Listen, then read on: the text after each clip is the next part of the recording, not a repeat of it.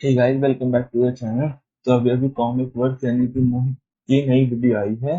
तो चलिए देखते हैं। इसका हेडलाइन थंबनेल पे लिखा हुआ था स्पाइडरमैन कहाँ है और डेयर डेविल की येलो ड्रेस।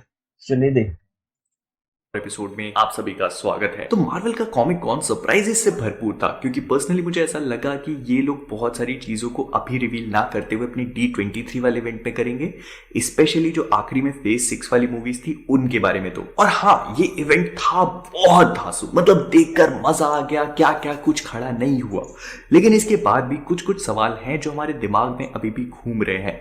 तो कॉमिक वर्स से मैं हूं मोहित, और आज हम लोग बात करने वाले हैं उन सारे सवालों के बारे में जो मार्वल के इतने सारे ग्रैंड रिवील्स देखने के बाद अभी भी हमारे मन में है। सीक्रेट तो वॉर्स। बिना स्पाइडरमैन को लिटरली भूले, चलिए शुरू करते हैं।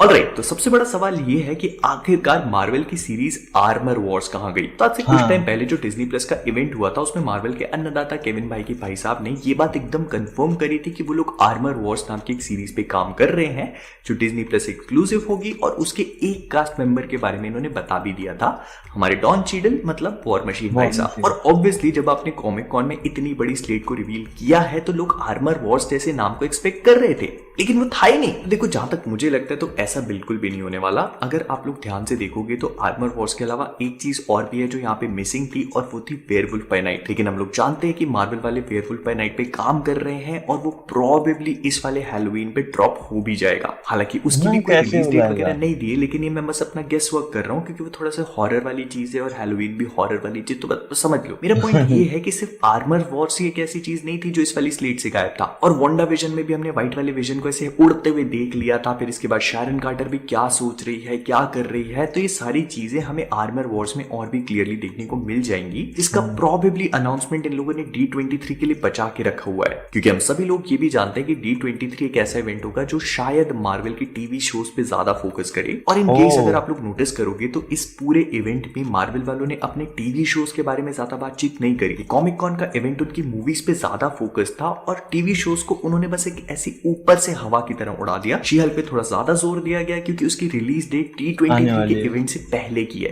तो जहां तक मुझे लगता है, तो जो सितंबर में होने वाला D23 इवेंट है, उसमें लोग अपने टीवी शोज पे ज्यादा फोकस करेंगे, और तभी हमें वेयरवुल्फ बाय नाइट और आर्मर वॉर्स दोनों के बारे में और डिटेल में पता लगेगा। फिर इसके बाद अगला सवाल ये आता है कि आखिरकार डेयर डेविल अपने येलो सूट में कैसे है और क्यों है। तो देखो, अभी अभी रिसेंटली जो शी-हल्क का ट्रेलर ड्रॉप हुआ है, उसके एंड में हमें एक और बहुत बड़ा सरप्राइज मिला, और वो था हमारे मैट मर्डॉक, मतलब चार्ली कॉक्स के डेयर डेविल का अपीयरेंस। एंड उससे भी ज्यादा बेहतरीन चीज ये थी कि अगर आप इसके सूट को ध्यान से देखोगे तो ये रेड और येलो कलर का नजर आ रहा है। एंड इन केस बहुत सारे लोगों को इस बारे में नहीं पता है, तो मार्वल कॉमिक्स में जब डेयर डेविल मुझे भी लगा था कि यार ये सूट तो अलग लग रहा है, क्योंकि डेयर डेविल का सूट डार्क रेड होता है।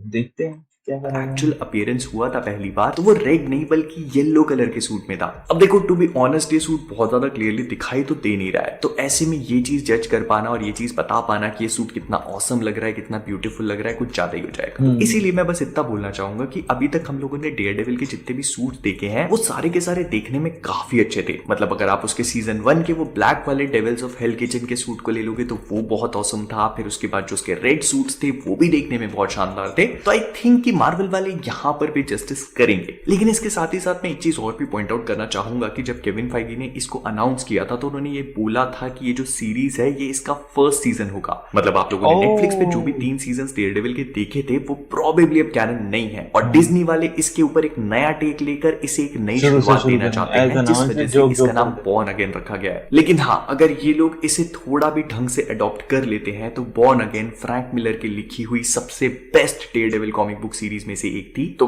मतलब अगर इसे थोड़ा भी सही तरीके से एग्जीक्यूट किया गया, तो मैं बता रहा हूं, ये 18 एपिसोड एक ट्रीट होंगे, जिसे देखने में मजे ही मजे आ जाएंगे।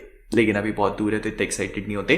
फिलहाल के लिए अगले क्वेश्चन पे बात करते हैं कि आखिरकार फेज 6 की जो मूवीज या सीरीज हैं, ये कौन कौन सी होने वाली है। तो इस पैनल में केविन फाइगी ने जो फेज 6 अनाउंस किया था, उसमें सिर्फ 3 ही मूवीज को रिवील किया गया। सबसे पहली थी फैंटास्टिक 4, दूसरी थी एवेंजर्स कैंग डायनेस्टी, और तीसरी थी एवेंजर्स सीक्रेट वॉर्स। अब सबसे पहले तो मैं इसी चीज से अपने आप को निकाल नहीं पा रहा हूं कि हमें एक ही साल में 2 बड़ी बड़ी एवेंजर्स मूवी देखने को मिलने वाली है। वो भी पता नहीं 6 मार्वल महीने वाले की इसे जर्नी कैसे थी। एग्जीक्यूट करेंगे, लेकिन I am all up for it. लेकिन हाँ, इसके साथ ही साथ एक सवाल और भी खड़ा हो जाता है कि जो पूरी स्लेट है इसमें बहुत सारी और भी मूवीज और टीवी शोज की जगह खाली छूटी हुई थी। तो देखो, हमें एक चीज समझना बहुत जरूरी है कि इस पूरी स्लेट में, मतलब हमने अभी तक जितने भी फेज 6 तक के प्लान्स देखे हैं, इसमें कुछ बहुत इंपॉर्टेंट मूवीज मिसिंग है। जैसे सबसे पहले शैंची का सीक्वल, उसके शैंची बाद टू। इटर्नल्स का सीक्वल, हाँ, प्रॉबेबली थॉर की नेक्स्ट मूवी। ऑल्दो इस बात के चांसेस बहुत कम है। लेकिन क्योंकि इसके थॉर अलावा ना तो बेकार हमें है। वांडा के बारे में कुछ सुनने को मिला, ना ही डॉक्टर स्ट्रेंज के बारे में, जो हम ना जानते हैं कि इस स्पाइडरमैन। पूरे फेज में बहुत इंपॉर्टेंट पार्ट प्ले करेंगे। I mean doctor strange in the multiverse of madness के पोस्ट क्रेडिट में उनका क्लियर के साथ जाके इनकर्जन। इनकर्जन्स को रोकने के पीछे का पर्पस क्या था, वो चीज आगे जाकर कहां फिट होगी, ये तो हमने देखा ही नहीं है। और बिना इन चीजों को रिवील करे कैन डायनेस्टी और सीक्रेट वॉर्स तो हो ही नहीं सकती। बिल्कुल तो सही बात इसीलिए है। आई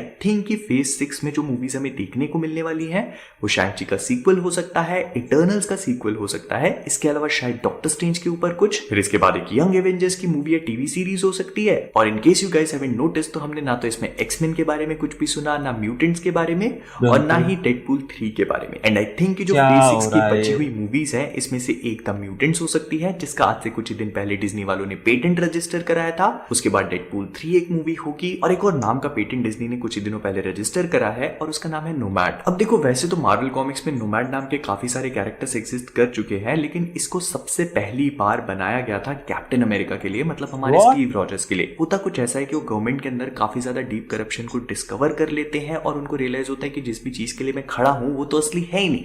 तो इसीलिए वो कैप्टन अमेरिका का नाम त्यागते हैं और नोमैड के नाम को अपना लेते हैं, और एक अलग ही टाइप की कॉस्ट्यूम वॉस्ट्यूम पहन लेते हैं। बड़े अब अजीब पर्सनली लग मुझे रही ऐसा है। नहीं लगता कि इस रोल या इस मूवी के लिए या इस सीरीज के लिए कैप्टन अमेरिका, मतलब हमारे स्टीव रॉजर्स वापस आएंगे। प्रॉबेबली नोमैड जो नहीं, भी है, मुश्किल है। ये बकी के ऊपर बेस्ड होगा, लेकिन क्योंकि ये हाँ, बहुत दूर ये है तो इसके बारे में पॉसिबल हमें है। बहुत ज्यादा कुछ नहीं पता। अभी तो नाम भी रिवील नहीं किया गया, मैं बस ऐसी ज्ञान पे ले जा रहा हूँ। तो कुल मिला के बस इतना ही बोलना चाह रहा हूँ कि जो बची हुई जगह, यहाँ पे एक नोमैड मूवी आ सकती है, एक म्यूटेंट्स की मूवी आ सकती है, एक डेडपूल आ सकती है, एक शैंची का सीक्वल आ सकता है, एक इटर्नल्स का इटर्नल की सीक्वल आ सीक्वल सकता आ है। सकता है। उसके बाद हो सकता है कि हमें यंग एवेंजर्स की कोई टीवी सीरीज देखने को मिल जाए, या फिर डॉक्टर स्ट्रेंज का थर्ड पार्ट या उसी से रिलेटेड कुछ। एंड इससे मैं आता हूं हमारे अगले और सबसे इंपॉर्टेंट सवाल पर, जिसको लेकर बहुत सारे लोग परेशान थे कि इस स्पाइडरमैन पूरी का। स्लेट और इस पूरे फेस से स्पाइडरमैन क्यों गायब है। तो देखो, उसका बहुत ही सिंपल सा रीजन है, क्योंकि उसको सब भूल गए। इसको मार्वल वालों ने अपनी स्लेट में इसीलिए इंक्लूड नहीं करा क्योंकि स्पाइडरमैन की राइट सोनी वालों के पास में। तो याद करो वो दिन जब हम स्पाइडरमैन नो वे होम के ट्रेलर को ड्रॉप करवाने के लिए सोनी के कमेंट सेक्शन में जाकर स्पैम ही स्पैम किया करते थे।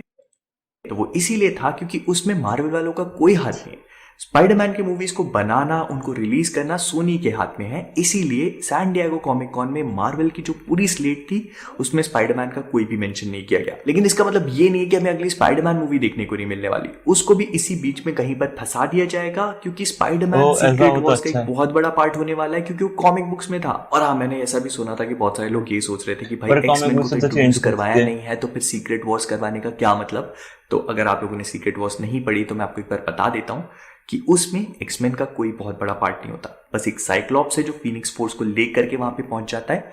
उसके साथ भी ऐसा होता है कि मैं बताना नहीं चाहता, छोड़ जाने दो। मर लेकिन जाता हाँ, है चिंता क्या? मत करो, क्योंकि मिस मार्वल में म्यूटेंट्स नाम का बीज बो दिया गया है, तो बहुत ही जल्दी हमें म्यूटेंट्स का सेटअप भी देखने को मिल जाएगा हाँ, ये एमसीयू तो में। मिस मार्वल में प्रोबेबली कर जब तक दिया। सीक्रेट वॉर्स रिलीज होती है, हम एक अच्छा खासा एक्समैन या फिर म्यूटेंट्स का बैकअप, बैंक बैलेंस सब कुछ देख लेंगे यहाँ पर। तो विद दैट हो बीइंग जाए तो सेड, मजा हम आए लोग इस यार। वीडियो को यहीं पे रैप अप करते हैं। अगर आपको वीडियो पसंद है तो मैग्नेटो लाइक आना कर चाहिए देना, पुराने शेयर वाला, कर देना। मजा तो जाने से पहले कॉमिक वर्स से मैं हूं मोहित, और आप सभी लोग as always keep keep being being awesome. Awesome.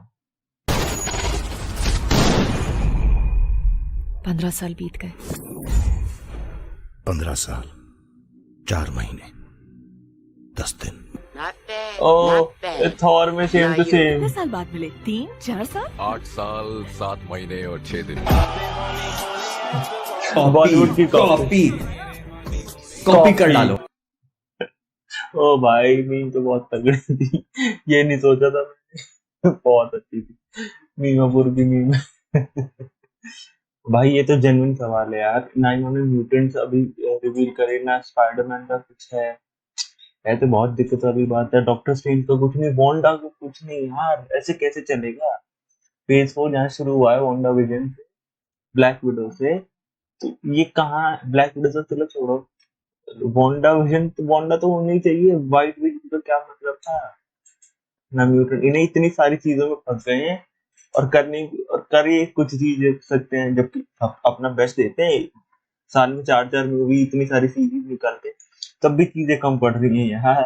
इतना ज्यादा एक्सपैंड कर चुके हैं ना मल्टीवर्स में, तो पता नहीं क्या ही होने वाला है। चलिए इसी के साथ मैं मिलता हूँ आपको नई वीडियो में। Okay, goodbye. Cause I've been living life